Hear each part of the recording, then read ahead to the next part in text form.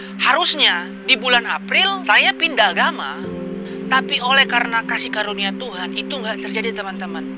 Malahan mantan pacar saya yang dulunya seorang yang muslim dijamah Tuhan dan ikut Tuhan. Di situ saya benar-benar mengalami, wow, Tuhan tuh benar-benar menjawab doa saya.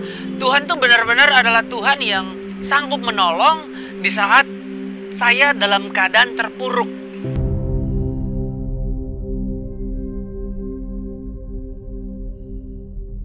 Shalom, perkenalkan nama saya Rizky.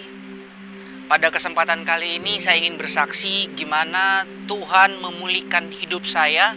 Bahkan Tuhan yang menolong saya dari sebelum saya bertobat sampai di mana hari ini ketika saya sudah hidup bersama dengan Tuhan, ketika saya hidup di dalam jalannya Tuhan. Pertama-tama saya ingin menjelaskan saya adalah seorang perantauan dari Manado. Tepatnya di tahun 2013 saya merantau untuk ke Jakarta. Di Manado itu kalau dibilang saya terlahir sebagai seorang yang hidup dalam keluarga yang papa saya pelayanan, mama saya pelayanan. Tapi di dalam keluarga ini belum tentu menjamin kita, orang tua kita pelayanan belum tentu menjamin saya untuk hidup di dalam jalan Tuhan. Tepatnya di 2006 saya mengalami yang namanya papa dan mama saya berantem, bahkan pisah. Mama saya ke Jakarta, papa saya di Manado. Saya alami di mana yang saya tidak mendapatkan kasih keluarga yang seutuhnya. Saya pernah mengalami di mana yang saya tidak mendapatkan ada kasih sayang dari kedua orang tua saya. Bahkan papa saya yang dulunya pelayanan, tiba-tiba papa saya jadi kembali ke dunianya, dugem, bahkan keluar, bahkan menggunakan kuasa kegelapan. Nah, di waktu saya di Manado itu ya saya masih sebagai seorang anak yang sekolah. Pada umumnya seorang anak yang sekolah seperti apa sih gitu. Belum senakal atau belum serusak ketika saya mulai merantau ke Jakarta. Di tahun 2013 ketika saya ke Jakarta, di situ terbesit di pikiran saya untuk menjadi seorang artis pada saat itu. Sehingga 2013 saya mencoba untuk masuk ke sebuah sekolah acting di Sanggar Ananda. Tidak lama setelah itu saya keluar, bahkan saya mencoba untuk bekerja di Jakarta. Saya fight di Jakarta. Dan tiba di tahun 2014, tahun dimana pertama kali saya kenal bagaimana kehidupan dunia malam di Jakarta. Di tahun 2014 itu ada seorang teman yang mengajak saya untuk pergi ke ulang tahun teman saya yang satu lagi. Nah, dimana di situ pertama kalinya saya kenal yang namanya narkoba atau yang dikenal dengan nama ekstasi pada saat itu. Di situ teman saya menawarkan, tapi saya masih menolak. Tiba-tiba udah jam 3 subuh, tiba-tiba dia mulai lihat saya mulai gelisah mungkin ya, karena sudah bete di acara tersebut. Dia mencekokkan saya ekstasi itu. Pada saat itu saya tanya ke dia, ini apa? Tapi dia tidak menjawab. Dia cuma bilang, oh ya udah kamu coba aja, itu enak kok gitu kan. Tiba di saat itu pertama kali saya mencoba itu ya, saya merasakan sesuatu yang berbeda dalam diri saya. Tidak seperti saya yang biasanya. Disitulah awal mula pertama kali saya kenal yang namanya narkoba atau ekstasi. Nah, pada saat itu tahun 2014, saya pernah berprinsip seperti ini. Saya nggak akan pakai barang ini kalau saya nggak diajak orang. Saya nggak akan pernah pakai barang ini kalau saya ngeluarin uang sendiri. Itu 2014 prinsipnya seperti itu. Tapi masuk ke tahun 2015 yang dahulunya saya mau kalau diajak orang, tapi sekarang saya jatuh ke dosa itu. Saya yang ngajak orang untuk menggunakan ekstasi. Tidak sampai di situ, 2015 saya kenal semuanya. Mulai dari seks bebas, saya kenal dari yang namanya perdukunan di tahun 2015. Bahkan di tahun 2014 tahun 2014 saya cuma pakai ekstasi, tahun 2015 saya pakai yang namanya sabu, saya pakai namanya kokain, saya pakai namanya ganja. Bahkan semua dosa sudah pernah saya cicipi, teman-teman. Di sini kalau saya bilang, yang dulunya saya hanya nakal kalau di orang Manado itu cuma sekedar minum-minum, mabuk-mabuk.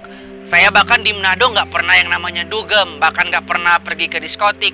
Tapi saya rusak pas di Jakarta, teman-teman. Alkitab mengatakan bahwa pergaulan yang buruk akan merusak kebiasaan yang baik. Begitupun dengan saya. Pergaulan yang buruk pasti akan merusak kebiasaan baik saya. Di 2015 saya masuk yang namanya, udah mulai mencoba yang namanya sabu. Udah mulai mencoba yang namanya kokain.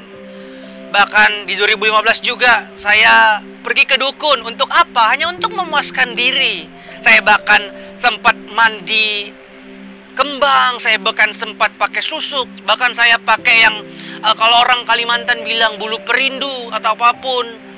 Seperti itu, saya pernah makan namanya kembang kantil. Hanya untuk apa? Hanya untuk buat orang senang sama saya. Hanya untuk melihat, untuk orang buat, oh mereka tuh suka sama saya. Seperti itu. Berlalu 2015, 2016, saya masuk ke lebih jauh lagi.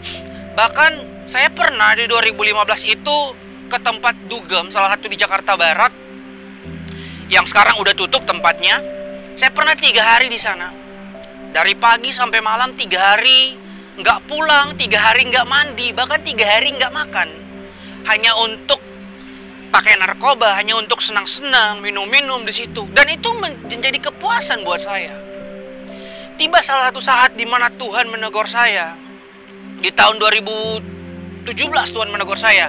Tapi saya akan bercerita bahwa di tahun 2016 saya pernah tinggal satu rumah. Bahkan saya pernah tinggal bersama dengan seorang wanita yang bahkan tidak seiman dengan saya. Bahkan pada saat itu ketika saya berpacaran, saya melakukan hubungan seks di luar nikah, saya tinggal bersama dengan dia. Bahkan pada saat yang bersamaan pun kita berdua sempat yang namanya masuk ke kita masuk sampai benar-benar dimandiin kembang lagi. Bahkan semua dosa udah pernah saya lakukan pada saat itu, teman-teman. Yang saya harapkan ketika saya pacaran sama dia saya lebih baik, tetapi pada saat itu bukan lebih baik, tetapi lebih jatuh ke dalam dosa persinahan. Bahkan setiap minggu, seminggu 3 kali kita bisa menggunakan narkoba bareng, bisa sabu bareng, teman-teman. Pada saat itu lebih rusak, semakin tahun semakin rusak, semakin tahun semakin rusak. Bahkan saya tidak pernah masuk gereja sama sekali. Saya tidak mendapatkan damai sejahtera dari Tuhan.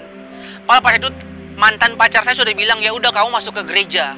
Tapi saya nggak mau masuk ke gereja, teman-teman. Saya seakan-akan terikat di dalam dosa, dan saya yakin dosa itu mengikat. Orang yang udah masuk ke dalam dosa itu, hanya kuasa Tuhan yang sanggup untuk mengangkatnya dari dosa itu.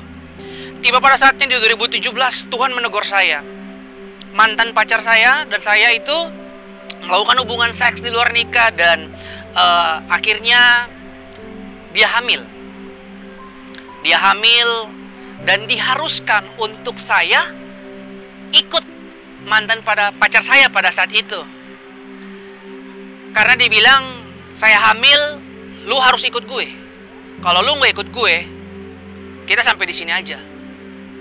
Ya udah, dengan berat hati pada saat itu ya saya bilang, ya udah, gue ikut lu gitu loh. Gue ikut lu, gue ikut apa yang lu percayai. Tapi dalam hati itu kayak Roh Kudus tuh buat saya tuh gelisah gitu loh, teman-teman.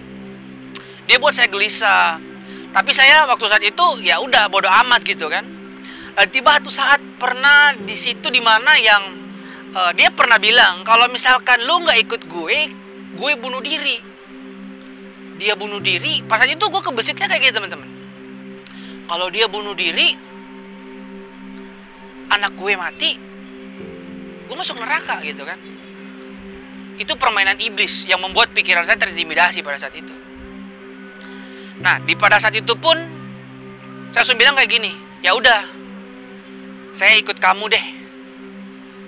Ya udah, pada saat itu besoknya kita langsung ke tempatnya, yaitu di Bogor. Di situ kita ngomong sama orang tuanya, dimana pada saat itu dia bilang kalau saya akan mengikuti dia dari hati, padahal di situ udah hamil duluan. Tapi pada saat itu dia bilang kalau saya mau nikah dia, tapi dari hati gitu loh. Ya udah, seiring berjalannya waktu, tiba satu momen di mana yang Tuhan berbicara di situ, Tuhan berbicara langsung, dan saya bilang, Tuhan, kalau memang Tuhan bisa buat saya untuk jangan sampai berpindah keyakinan atau iman saya berjanji untuk ikut Tuhan dengan sepenuh hati. Itu awal mula pertama kali. Yang dulunya saya itu nggak pernah masuk gereja 3 tahun, dari 2014 sampai 2017 saya nggak pernah masuk gereja sama sekali, nggak pernah dengar khotbah, nggak pernah dengar yang namanya musik rohani. Pada saat itu saya ditegur dan saya mulai mendengarkan musik rohani pada saat itu. Itu pun saya masih ngumpet-ngumpet, teman-teman. Karena ya saya takut pada saat itu.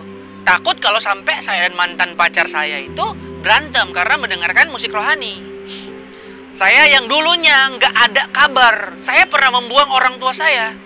Mama saya yang dulunya pernah tinggal sama saya lari dari rumah agar untuk mendapatkan kebebasan waktu udah di Jakarta, gitu loh. Dan pada saat itu saya mulai menghubungi lagi orang tua saya mulai menghubungi lagi kakak saya. Saya bilang, Kak, tolong temenin saya untuk masuk ke gereja. Itu saat pertama kali, saya masih ingat itu di 2017 di bulan Mei. 2017 bulan Mei saya pertama kali masuk gereja dari tahun 2014. 2014 sampai 2017 saya nggak pernah masuk gereja sama sekali. Baru di 2017 bulan Mei saya masuk gereja lagi di situ, teman-teman.